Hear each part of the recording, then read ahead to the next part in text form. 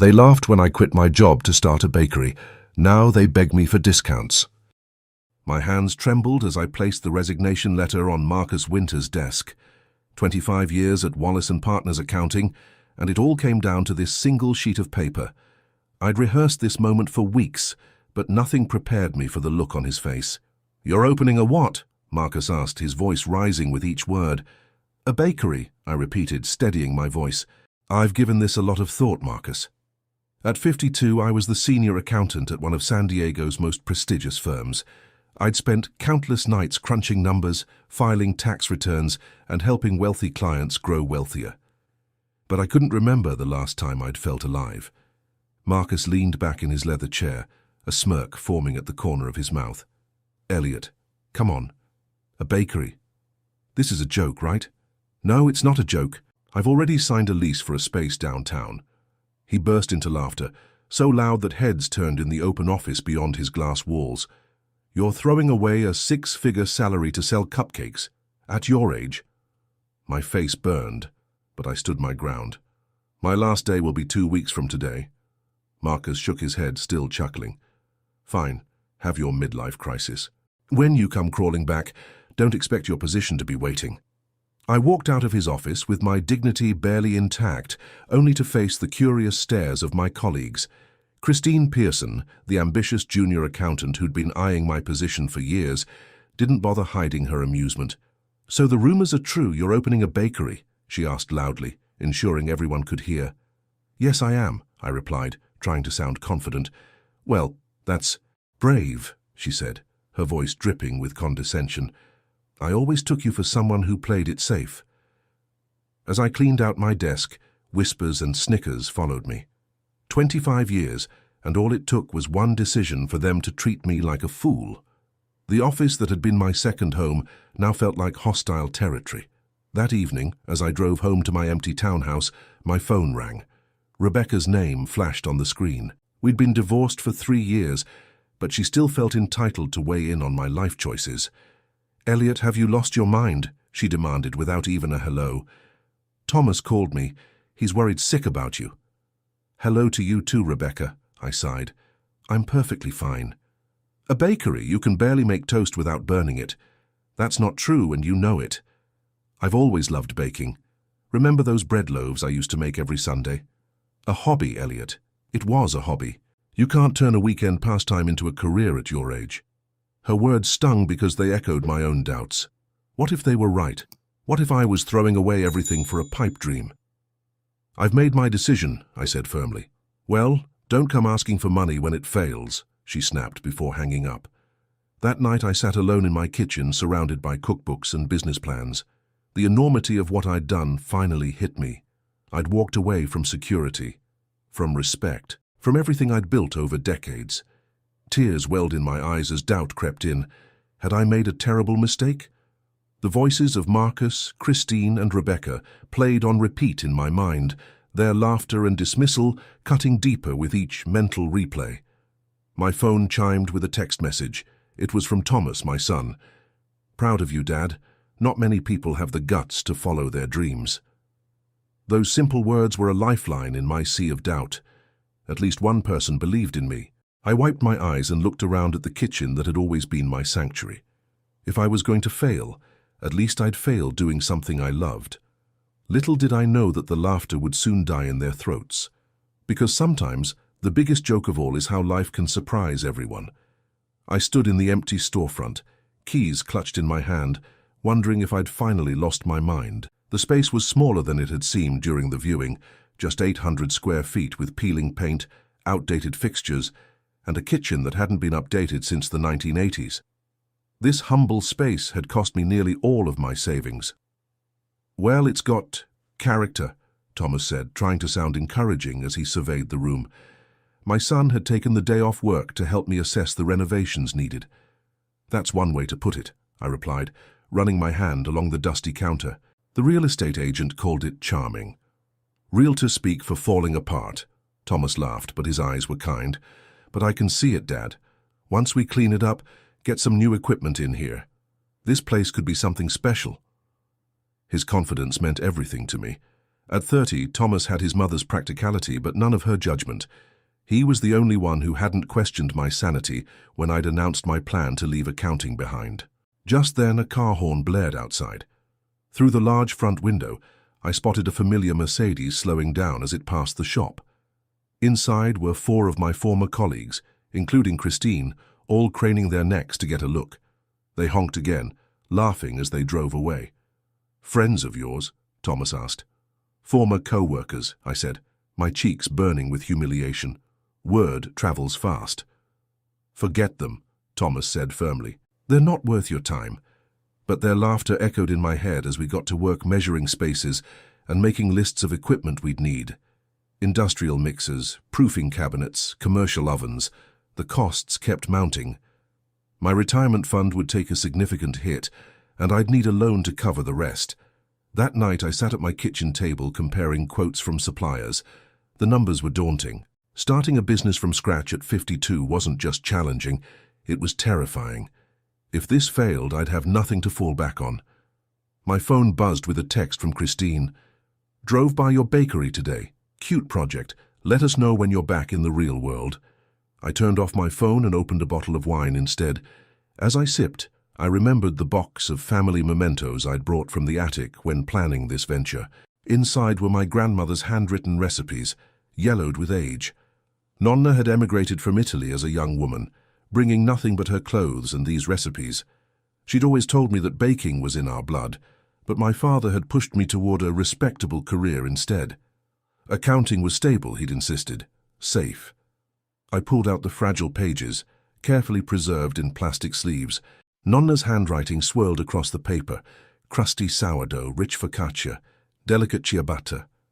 I hadn't made these in years, but I could almost smell them baking as I read her notes. One particular recipe caught my eye: pan della vita, bread of life.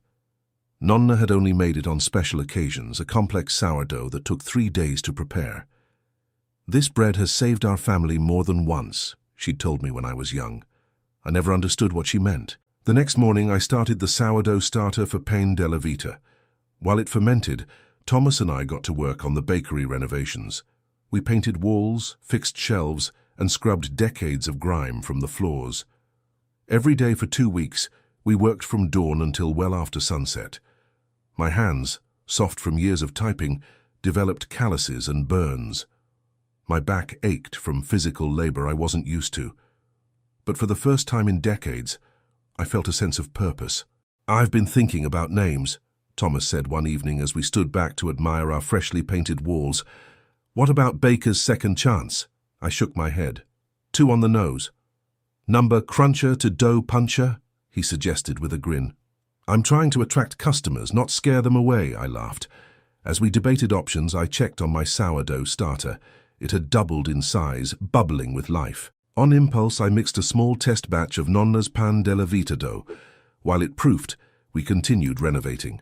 The kitchen equipment arrived, gleaming stainless steel appliances that looked wildly out of place in the still, shabby space.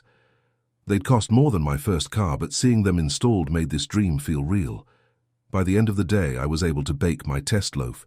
The aroma filled the bakery, a rich, complex scent of fermentation and caramelizing crust. When I sliced it open, the interior was honeycomb of perfectly formed air pockets. Thomas took a bite and closed his eyes. "Dad, this is incredible. This isn't just good. This is something special." For the first time since leaving Wallace & Partners, I felt certain I'd made the right choice. My grandmother's recipes weren't just instructions, they were her legacy, waiting for me to continue. As we locked up that night, I glanced at the empty storefront window where a sign would soon hang. The name had come to me while kneading dough, feeling the transformation under my hands. "Nonna's Legacy," I said aloud. "That's what I'll call it." Thomas nodded approvingly. "Perfect." Despite my exhaustion, I felt lighter than I had in years. Let them laugh, let them drive by and mock me. I had something they'd never understand, a passion worth risking everything for. Opening day arrived with a whimper, not a bang. I'd spent the entire night baking, preparing trays of Nonna's artisanal breads, pastries, and focaccia. The display cases gleamed under the new lighting, showcasing my creations like edible art. The chalkboard menu hung perfectly straight, the prices carefully calculated to cover costs while remaining competitive. At 6 a.m., I unlocked the door, heart racing with anticipation. No one came. By 9 a.m. only 3 customers had wandered in, an elderly couple who bought a single baguette, and a harried mother who grabbed a cinnamon roll for her fussing toddler. I stood behind the counter, watching pedestrians glance at my window display before continuing on their way. It's just the first day, I told myself. Word of mouth takes time. By closing time, I'd sold less than a quarter of what I'd baked. I packed the unsold bread into bags for a local homeless shelter, trying not to see it as a metaphor for my failed dreams. The rest of the week followed the same pattern. A trickle of curious customers, polite compliments, but nothing close to the foot traffic I needed to survive. Each night, I tallied the day's earnings against my expenses, the math becoming increasingly dire. At this rate, I'd be bankrupt within 3 months. Thomas visited frequently, bringing coffee and encouragement. It takes time to build a customer base, he insisted. Your stuff is amazing. People just need to discover it. I wanted to believe him, but doubt crept in with each passing day. Maybe Marcus and Christine had been right. Maybe this was a foolish dream. Then came the anonymous 1-star review online. Overpriced, pretentious bread. Save your money and go to the supermarket instead. I recognized the writing style immediately. Christine. She'd always had a particular way of using semicolons incorrectly. The review was a deliberate attack, and it worked. My handful of positive reviews was now overshadowed by her scathing critique. That evening, I sat alone in the darkened bakery, surrounded by the day's unsold goods. The smell of sourdough, once comforting, now felt like failure. I'd invested everything, my savings, my identity, my future, into Nonna's legacy. What would I do when it inevitably collapsed? My phone buzzed with a text from Rebecca. Thomas told me the bakery isn't doing well. I'm not going to say I told you so, but... I turned off my phone and put my head in my hands. My fingers were raw from kneading dough. My back ached from standing all day, and my bank account was bleeding money. Maybe it was time to swallow my pride and call Marcus to see if my old job was still available. The bell above the door jingled, startling me. I hadn't locked up yet. Sorry, we're closed, I called out, not bothering to lift my head. That's a shame. I was hoping to try some of that sourdough in the window. I looked up to see a middle-aged woman with short silver hair and bright red glasses. She carried a notebook and a professional camera around her neck. I could make an exception, I said, rising to my feet, though most of it was baked this morning.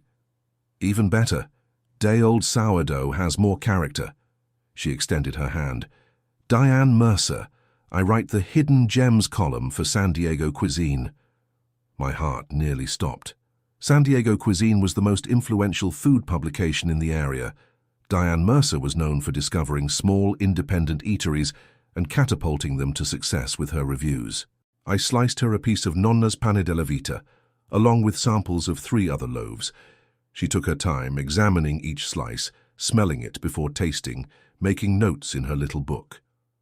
This, she said, pointing to Nonna's special recipe, is extraordinary. I haven't tasted anything like this since I was in a small village outside Naples. She asked about my techniques, my background, my journey from accounting to baking. I told her everything. Nonna's legacy, my quarter-century in accounting, the ridicule I'd faced when I left. May I take some photos? She asked finally. Of course, I said, though I was puzzled.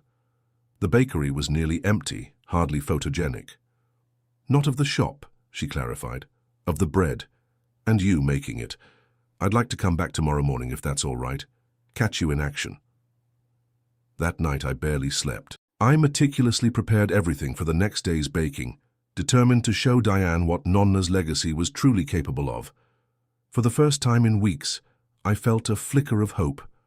Perhaps all wasn't lost after all. I almost missed the publication of Diane's review.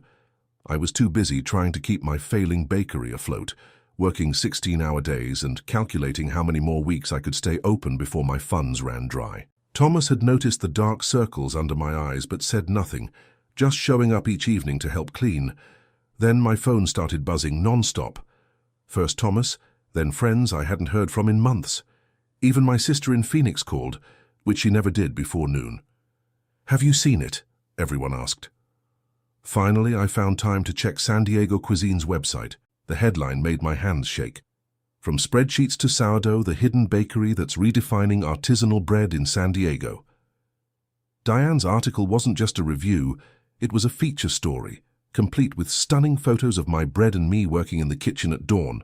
She described Nonna's Pan della Vita as transcendent and worth driving across the city for.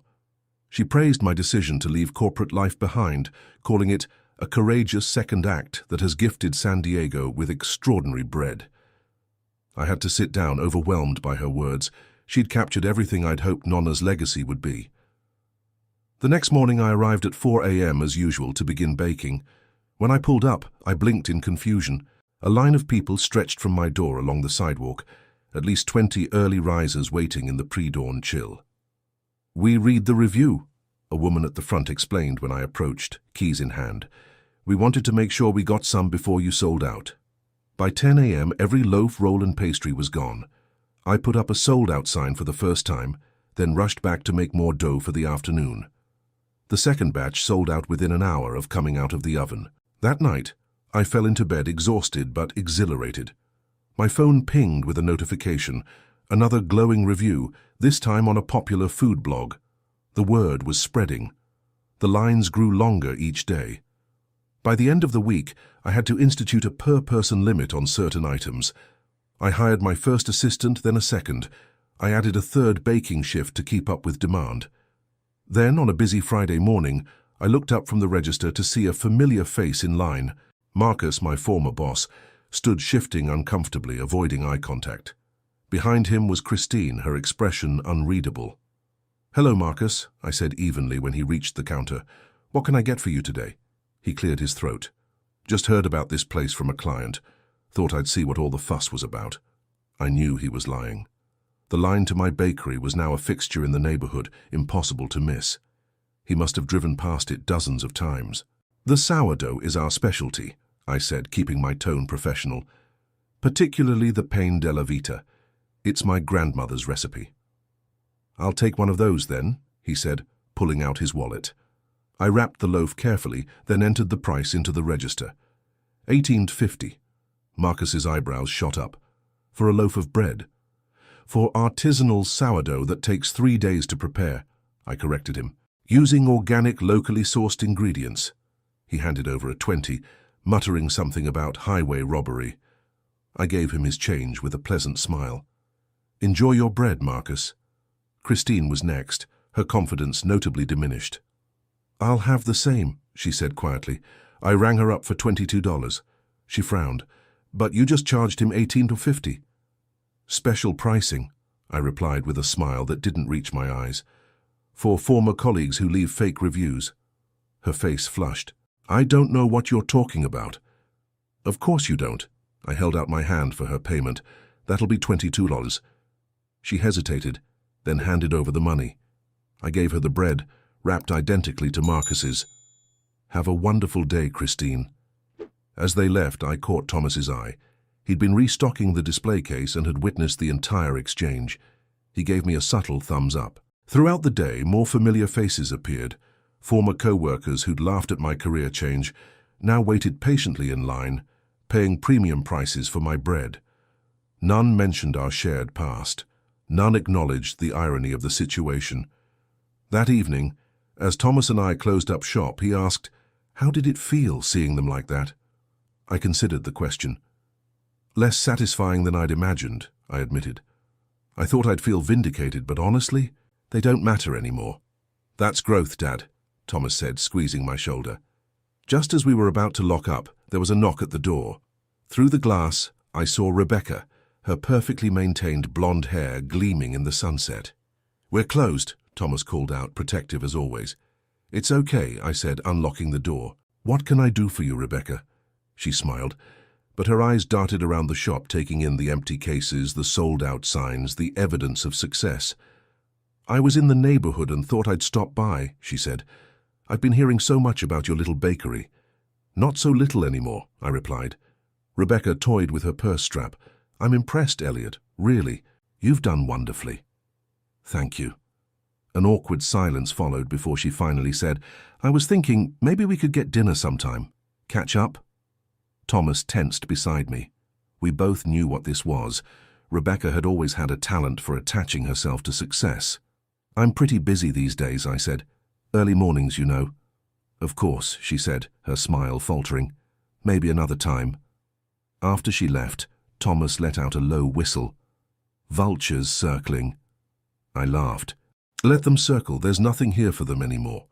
3 months after Diane's review, Nonna's legacy was thriving beyond my wildest dreams. What had begun as a one-man operation now employed 5 full-time staff. I'd expanded into the vacant space next door, doubling our kitchen capacity and adding a small cafe area where customers could enjoy their purchases. Local businesses began ordering our bread for their restaurants. A high-end grocery chain approached me about selling packaged versions of our most popular items. My sourdough starter, lovingly maintained and descended from Nonna's original, became something of a local legend. The early mornings were still grueling, but there was joy in the exhaustion now. I'd wake at 3 a.m., put on my apron and lose myself in the rhythm of baking. Sometimes I'd pause, hands deep in dough, and marvel at how my life had transformed. On a busy Tuesday afternoon, the bell above the door chimed as I was restocking the display case. I looked up to see Rebecca again, this time dressed in business attire and carrying a leather portfolio. "Do you have a moment to talk?" she asked, her voice honeyed in a way I recognized from our marriage, the tone she used when she wanted something. "I'm working," I replied, continuing to arrange pastries. "This won't take long," she persisted. "It's a business proposition." I sighed and nodded toward a small table in the corner. 5 minutes. Rebecca sat down, crossing her legs and opening her portfolio with practiced precision. "You've done remarkably well for yourself, Elliot. I've been watching your success." "So you've said." "What you may not know is that I've recently started a small business consulting firm." She slid a business card across the table. "Richards Consulting. I specialize in helping promising startups scale effectively." I glanced at the card but didn't pick it up.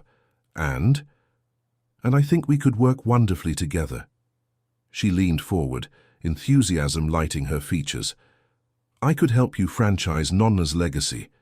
With my business acumen and your baking skills, we could open locations across California, maybe even nationwide." I couldn't help but laugh. "Let me get this straight. 3 months ago, you wouldn't return my calls. Now you want to be business partners? I'm offering you expert guidance, Elliot. This is what I do for a living." "Since when? Last I heard, you were still at the real estate agency." She waved dismissively. "I've moved on to bigger opportunities. The point is, you're leaving money on the table by keeping this as a single location. I can help you build an empire." I studied her face, the same face I'd woken up to for 20 years. There was no warmth there, only calculation. "No thanks," I said, standing up. "I'm not interested in an empire." Rebecca's smile faltered. "Don't be hasty. At least look at the projections I've prepared." She pulled out a glossy folder. "You could be making 10 times your current revenue within 2 years." "I'm making enough," I said. "And I'm happy. That matters more to me now." "Happy?" she scoffed. "Since when did happiness pay the bills?" "It doesn't. The bakery does that just fine." She closed her portfolio with a snap. "I've got investors lined up who see the potential here. Don't be a fool, Elliot. You're not getting any younger. This is your chance for real success." "I already have real success," I replied, gesturing around the bustling bakery, "and I didn't need to compromise to get it." Rebecca stood, gathering her things with sharp movements. "You're making a mistake. When this little bread shop fad dies down, don't come looking for me." "Wouldn't dream of it," I assured her. After she left, I returned to the counter, slightly shaken by the encounter. Was I being short-sighted? Should I be thinking about expansion, franchising, building a brand? My phone buzzed with a text from Thomas. "Heads up, just heard Christine got fired from Wallace and Partners." Before I could respond, the bell chimed again. This time it was Mia, my assistant manager, returning from her lunch break with a troubled expression. "Everything okay?" I asked. She hesitated. "There was a man asking questions at the coffee shop next door. About us. about our health inspection records. What kind of man? Said he was from the San Diego Health Department, but he didn't have a badge. When I asked to see ID, he left. A chill ran down my spine. What did he look like? Tall, thin, glasses, nervous-looking. I immediately thought of Philip, one of Christine's friends from the accounting firm. He'd always been her willing accomplice in office politics. My suspicions were confirmed 2 days later, when the health inspector, the real one, showed up for a surprise inspection. He was professional but forthcoming when I asked what prompted the visit. Anonymous complaint, he said. Allegations of unsanitary conditions, rodent problems, the works, pretty serious stuff. I showed him around, confident in our immaculate kitchen. We passed with flying colors, of course, but the message was clear. Someone was trying to sabotage me. That evening, I received an email from an unfamiliar address. The health inspection was just a warning. Sell the bakery to Richards Consulting within 30 days or face the consequences. Not everyone loves your bread as much as they pretend to. I forwarded the email to Thomas, who called immediately. This is blackmail, he said. We should go to the police. With what? An anonymous email? A suspicious man asking questions? They'll tell us to come back when something actually happens. So, what's the plan? I stared out the window at my bakery, my dream, my second act, my legacy. We prepare.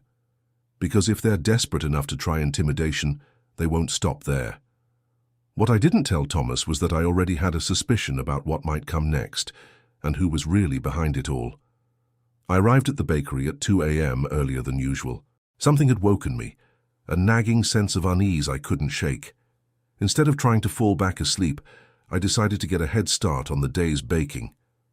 As I turned onto the street, my headlights swept across a figure lurking near the bakery's back entrance. I slowed down, heart pounding. The figure turned, startled by my approach, and I caught a glimpse of their face in the glow of the streetlight. Christine. She bolted as I parked, disappearing around the corner before I could confront her. Cautiously, I approached the back door, finding it intact, but with suspicious scratches around the lock. She'd been trying to break in. I called the police, who arrived promptly. They took my statement and examined the door, but explained there wasn't much they could do without catching her in the act. They promised to increase patrols in the area. After they left, I started baking, my movements mechanical as my mind raced. What had Christine been planning? Vandalism, sabotage of my equipment, something worse. By dawn, the familiar line had formed outside. I served customers on autopilot, still unsettled by the night's events. Mid-morning, as the rush slowed, Thomas arrived with coffee. "You look terrible," he said, studying my face.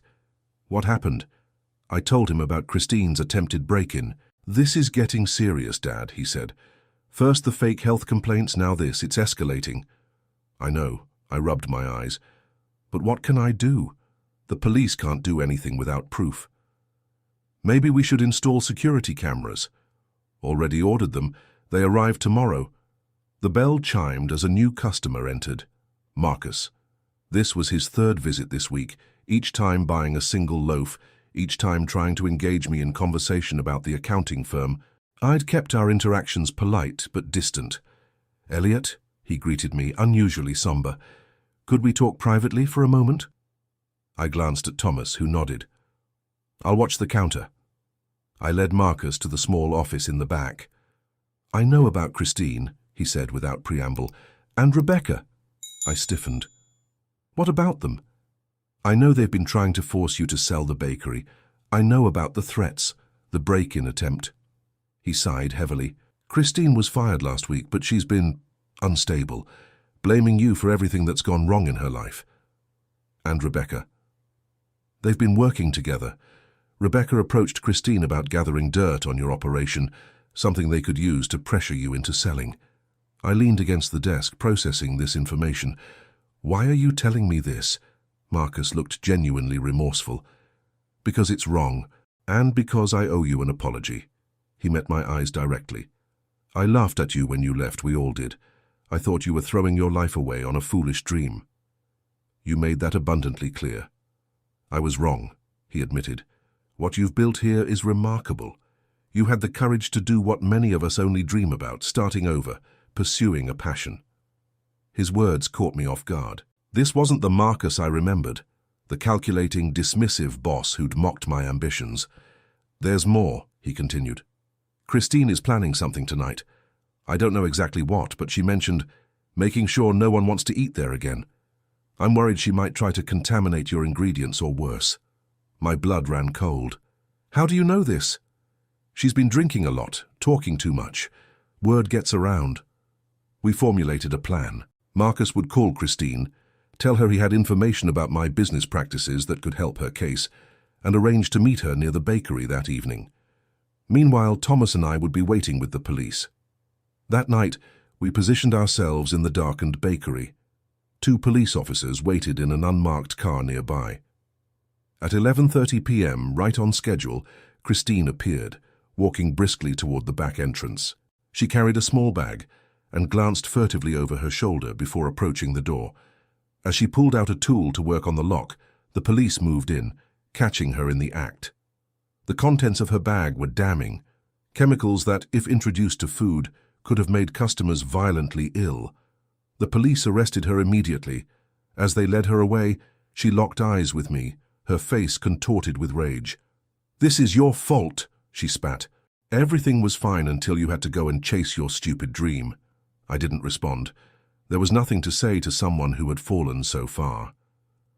The next morning, Rebecca called, her voice tense. "I had nothing to do with what Christine planned. You have to believe me." "Save it, Rebecca," I said. "Marcus told me everything."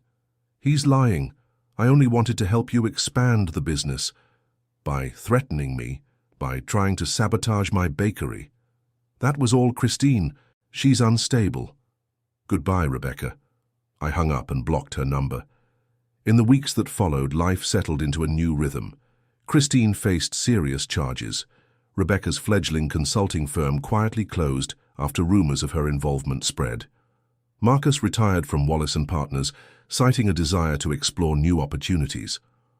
1 year after opening Nonna's Legacy, we celebrated with a special event. I created a new bread for the occasion, a rich, complex loaf that combined elements of several family recipes. I called it Second Chances. The line that day stretched around the block. Among the customers was Marcus, who had become something of a regular. When he reached the counter, I handed him a loaf of the special bread. "What do I owe you?" he asked, reaching for his wallet. "Nothing," I replied. "This one's on the house." He looked surprised. "Why?" "Because sometimes people deserve second chances." That evening, as Thomas and I closed up shop, he asked, "Are you happy, Dad?" "Really happy." I looked around the bakery, my bakery, with its warm lights, the lingering scent of fresh bread, the photos of Nonna now hanging proudly on the wall. "Happier than I've ever been," I answered truthfully. "Even with all the drama? The sabotage attempts? The early mornings?" I laughed. "Even with all that. Maybe even because of it. It showed me what I'm made of." As we stepped outside, I paused to lock the door, running my fingers over the sign, Nonna's Legacy, carved in elegant script. My grandmother would have been proud. "You know what the best part is?" I said as we walked to our cars. "What's that?" "They laughed when I quit my job to start a bakery. Now they line up outside my shop every single morning." I smiled. "And some of them even beg me for discounts."